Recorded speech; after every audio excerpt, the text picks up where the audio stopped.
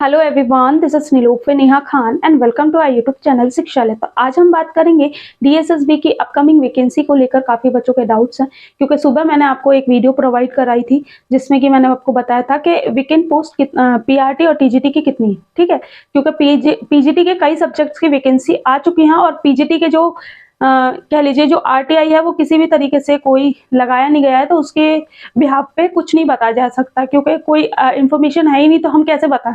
ठीक है, तो कई बच्चे पूछ रहे थे कि मैम पीजीटी का कुछ बता दीजिए। पीजीटी के कई सब्जेक्ट्स की वैकेंसी 2022 में ही आ चुकी थी, लेकिन कुछ सब्जेक्ट जैसे कि पॉलिटिकल साइंस, इकोनॉमिक्स की आ गई थी और भी 2-3 सब्जेक्ट हैं जिनकी नहीं आई थी। शायद पीजीटी हिस्ट्री की भी वैकेंसी नहीं आई थी। ठीक है, तो यहाँ पर मैं कोशिश करूंगी कि आपके सारे डाउट क्लियर कर सकूं। और अब जब वैकेंसी आएगी, देखिए जितनी चीजें बताई जा रही हैं, देखिए मैं सीधे अगर आप लोगों से एक बात कहूं तो वो ये है कि जो वैकेंसी है ना, वैकेंसी आपको इसी टाइम देखने को क्यों मिलेगी, क्योंकि 2024 में आपके हैं इलेक्शन। एज यूजुअल इंडिया में जितना भी काम होना होता है वो इलेक्शंस के ही समय ही होता है। ठीक है, तो बस एक ये चीज है। और हाँ, ये आपको पता है कि जो डीएसएसबी का 2022 में कैलेंडर आया था जनवरी में, ठीक है, उसके अकॉर्डिंग जो वैकेंसी आनी थी वो अभी तक नहीं आई है। ठीक है, टीजीटी और पीआरटी की नहीं।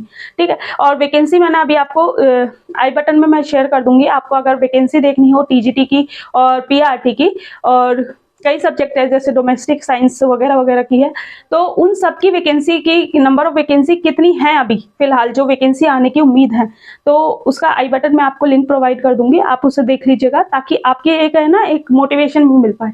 ठीक है, लेकिन हाँ, टीजीटी एसएसटी की अगर बात करें जो हमारा सब्जेक्ट है अराउंड 1500 समथिंग है। ठीक है, 1500 समथिंग कुछ है, और सबसे ज्यादा टीजीटी एसएसटी की हैं, टीजीटी मैथ्स की। ठीक है, तो यहाँ पर अगर मैं बात करूं आपसे, तो देखिए सबसे पहले आप ये जान लीजिए कि तीनों में क्या डिफरेंसेस है। देखिए डीएसएसबी अपने 3 लेवल्स पे वैकेंसी आउट करता है, पीआरटी, टीजीटी और पीजीटी। ठीक है, पीआरटी वाले कौन एलिजिबल होते हैं? 12 प्लस 50% मार्क्स के साथ, प्लस आपका डिप्लोमा हो, बीएलएड हो या डीएलएड हो। आपके पास बीएलएड जो 4 साल वाला होता है, जो आप 12th की बात करते हैं, ठीक है, तो आप एलिजिबल हो जाते हो। और सीटेट पेपर 1, ये याद रखिए। पीआरटी चाहे आप डीएसएसबी दें या फिर केवीएस दें या किसी भी इंस्टीट्यूट किसी भी जगह देंगे, तो पीआरटी के लिए पेपर 1 ही मांगा जाता है। ठीक है, ये चीज याद रखिएगा। और अगर बात करें टीजीटी की, तो टीजीटी में आपका पेपर 2 मांगा जाता है आपके सब्जेक्ट में। जैसे कि अगर कोई बच्चा है जो सब टीजीटी एसएसटी का टीचर बनना चाहता है, तो उसका सब्जेक्ट टीजीटी एसएसटी होगा। जैसे कोई साइंस की टीचर बनना चाहता है, तो टीजीटी एसएसटी और टीजीटी साइंस या फिर मैथ्स आपका होता है। ठीक है, तो ये सारी चीजें। इसके बाद अगर हम बात करें टीजीटी में, तो टीजीटी में आपका ग्रेजुएशन 45% मार्क्स के साथ, प्लस आपका बीएड। ठीक है, ये बीएड है। ठीक है, बीएड होना चाहिए तो आप एलिजिबल हो जाते हो। और एक चीज मैं आप लोगों को क्लियर करना चाहूंगी कि कई बच्चे ये चीजें पूछते हैं कि हम परसुइंग है। ठीक है, क्योंकि सीटेट ऑलमोस्ट जो बच्चे कोशिश करते हैं सीटेट फाइनल ईयर में अपना निकाल लेते हैं, तो कई बार होता है कि रिजल्ट पेंडिंग होता है। ये नहीं, जब भी वैकेंसी आएगी आपको ये याद रखना है, आपकी डिग्री एग्जाम फॉर्म की लास्ट डेट से पहले पहले कंप्लीट हो जानी चाहिए, यानी कि आपका रिजल्ट अनाउंस हो जाना चाहिए। ठीक है, अगर आप वहां पर फॉर्म भर भी देते हैं ना और आपका सिलेक्शन हो जाएगा, तो डॉक्यूमेंट वेरिफिकेशन के टाइम आपको रिजेक्ट कर दिया जाएगा। इस चीज का बहुत अच्छे से ध्यान रखिएगा। 2-3 चीजें मैं आपको बताऊंगी, उन चीजों को तो आपको बिल्कुल भी निगलेक्ट नहीं करना। ठीक है, क्योंकि अगर सिलेक्शन हो गया उसके बाद अगर आपको कह लीजिए मतलब वहां जॉब नहीं मिली, तो वो अपने आप में बहुत ज्यादा खराब है। ठीक है, तो ये याद रखिएगा, कुछ चीजें ध्यान रखिएगा। जैसे कि मैंने बताया डिग्री कंप्लीट होनी चाहिए, और प्लस यहाँ जैसे डीएसएसबी आपकी दिल्ली की स्टेट वैकेंसी है। ठीक है, तो यहाँ ओबीसी वाले सिर्फ दिल्ली के ही काउंट होते हैं। तो यहाँ पर कंफ्यूजन क्या होती है कि जो बच्चे दिल्ली से बाहर से उन्होंने सीटेट क्वालिफाइड किया होता है आपका 82 मार्क्स पे। ठीक है, 82 मार्क्स पे क्वालिफाइड किया होता है। अब वो फॉर्म तो जनरल से भर देते हैं, लेकिन अगर जनरल से भरेंगे तो यहाँ पर मार्क्स उनके कितने होने चाहिए थे? 90 होने चाहिए थे। ठीक है, तो इस वजह से बच्चे क्या हो जाते हैं? रिजेक्ट हो जाते हैं। ये चीजें ध्यान रखेंगे तो प्लीज आप लोगों को बहुत बेनिफिट होगा, क्योंकि मैं नहीं चाहती इस चीज को कि आपका सिलेक्शन हो जाए और उसके बाद आपको कुछ चीजें देखने को मिले। ठीक है, इसके बाद अगर हम बात करें, और पोस्ट ग्रेजुएशन में आपका पोस्ट ग्रेजुएशन होना चाहिए, या फिर अगर आप बीएड प्लस बीएड, अगर आपके पास बीएड नहीं है तो 12th ग्रेजुएशन आपका, और आपका पीजी, ठीक है, 12th हो गया आपका, ठीक है, आपका ग्रेजुएशन हो गया, ठीक है, और आपका पीजी हो गया, पोस्ट ग्रेजुएशन। इन तीनों में अगर आपके फर्स्ट डिवीजन है यानी कि 60% मार्क्स हैं तो भी आप एलिजिबल हो जाते हो विदाउट बीएड, ठीक है। आपको टाइम दे दिया जाएगा, 3 इयर्स का टाइम दे दिया जाता है यहाँ पर, जो एलिजिबिलिटी क्राइटेरिया अभी तक है।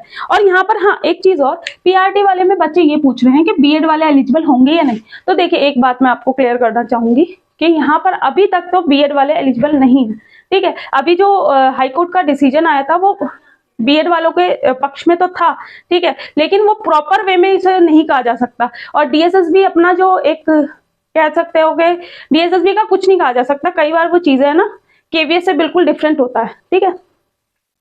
एज की अगर बात करें तो एज आपका क्या रहेगा, अगर पीआरटी की बात करें तो 30 इयर्स आपका जनरल वालों का, यहाँ पर रिलैक्सेशन मिल जाएगा आपको, लेकिन मैंने जैसे आपको बताया कि ओबीसी सिर्फ आपके दिल्ली के ही काउंट होंगे, बाकी एससी एसटी और पीडब्ल्यूडी ये आपके चल जाएगा।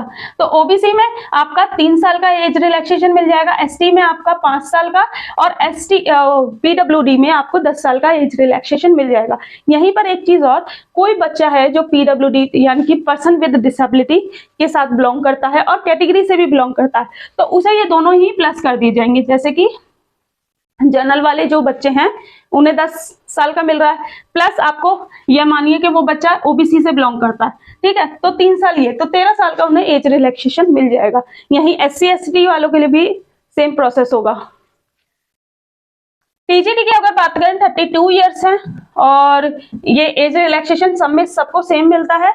और यहाँ पर 36 है या 35, एक बार मुझे कंफ्यूजन हो रहा है, 36 है, ठीक है, 36 है आपकी पीजीटी वालों की।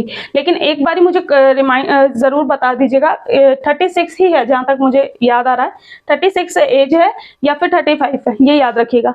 इसके बाद अगर हम बात करें आपका जो एग्जाम है, एग्जाम आपका पीआरटी और टीजीटी का 2 घंटे का पेपर होता है, जिसमें कि 2 पार्ट आते हैं आपके, पार्ट 1 जो कि सबका सेम होता है, और पार्ट 2 जो कि सब्जेक्ट कंसर्न होता है। जैसे पीआरटी वाले बच्चे अगर होंगे तो उनका जो होगा वो सब्जेक्ट जैसे कि पेडागोजी से पूछा जाएगा, ठीक है, पूरा है। और अगर कोई टीजीटी वाला है, टीजीटी एसएसटी वाला है, तो उसका पूरा पार्ट वो टीजीटी एसएसटी प्लस पेडागोजी, ठीक है, टीचिंग मेथड्स वगैरह आ जाएंगे। इसके बाद अगर हम बात करें टीजीटी अगर मैथ्स वाला है तो उसका मैथ्स आ गया, ठीक है। यहाँ पर अगर बुक्स की बात करूं तो बुक्स आपको एनसीईआरटी से बेटर कोई बुक नहीं मिलेगी।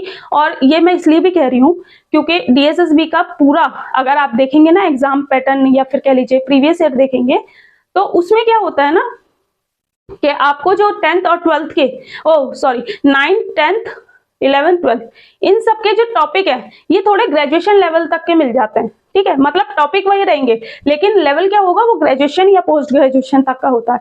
तो यहाँ पर एक चीज याद रखिए, एनसीईआरटी आप फॉलो कर रहे हैं लेकिन टॉपिक को थोड़ा डीपली पढ़िए।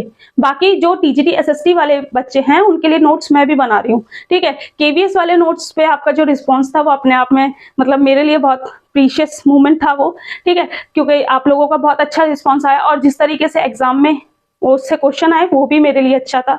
क्यों? क्योंकि जिस तरीके से आप मेहनत करते हो और उसका फल अगर आपको मिल जाए ना तो वो आपके लिए अच्छी, मतलब कहते हैं ना एक पॉजिटिव वाइब्स होती हैं, ठीक है। तो हाँ, तो टीजीटी एसएसटी के नोट्स में बना रही हूँ, यहाँ पर एक नंबर शो हो रहा होगा, लेकिन प्लीज सिर्फ और सिर्फ व्हाट्सअप कीजिएगा, मैं आपको रिप्लाई जैसे भी रिप्लाई हो सकेगा मैं रिप्लाई करने की कोशिश करूंगी। लेकिन हाँ, नोट्स आपके थोड़े टाइम लगेगा क्योंकि डीएसएसबी में और केवीएस में दोनों में ये अंतर है कि डीएसएसबी का सिलेबस जो है ना वो बहुत बड़ा है, ठीक है, और वो अपने आप में बहुत अच्छा लेवल लेता है। देखिए केवीएस में है ना आपसे डायरेक्टली एनसीईआरटी से उन्होंने सारा कुछ फिक्स कर रखा था, लेकिन डीएसएसबी का एक एग्जाम पैटर्न मतलब एक तरीके से फिक्स नहीं है। कभी वो पॉलिटी से हिस्ट्री से ज्यादा क्वेश्चन पूछ लेगा, कभी वो इकोनॉमिक्स से ज्यादा पूछ लेगा, या फिर कभी किसी से। तो आपको सभी जो सब्जेक्ट है उन्हें लेके चलना पड़ेगा, ठीक है, सारे टॉपिक्स को अच्छे से लेकर चलना पड़ेगा क्योंकि ये आप भी नहीं जानते कि पेपर में आने क्या वाला है, ये मैं भी नहीं जानती। हाँ, इसके बाद अगर हम बात करें एग्जाम पैटर्न की तो देखिए जैसा मैंने आपको बता दिया, ठीक है, ये सारी चीज 36 है ये पीजीटी वालों के लिए। इसके बाद एग्जाम पैटर्न में बात करें तो 2 पार्ट्स में आपका एग्जाम डिवाइड होता है, जिसमें कि जनरल पार्ट में हिंदी इंग्लिश मैथ्स, जीके और करंट अफेयर्स और आपका जी जनरल अवेयरनेस तीनों आ जाते हैं इसमें, और यहाँ आप रीजनिंग, ठीक है, ये सब 20-20 मार्क्स के होते हैं, ठीक है। और यहाँ पर क्वालिफाई होता है, एक ही बात याद रखिएगा कि अगर आप पार्ट फर्स्ट में क्वालिफाई नहीं कर पाते और पार्ट 2 में आपके अच्छे मार्क्स आ जाते हैं, तब भी आपका सिलेक्शन नहीं होगा, ये चीज याद रखिए। क्यों?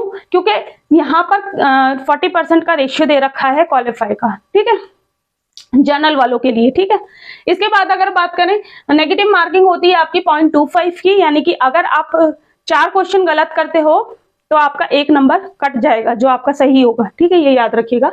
इसके बाद पार्ट सेकंड में आपका सब्जेक्ट कंसर्न आता है, जिसमें भी आपको क्वालिफाई करना होता है। क्वालिफाई कितने में? 40% मार्क्स आपको लाने पड़ते हैं।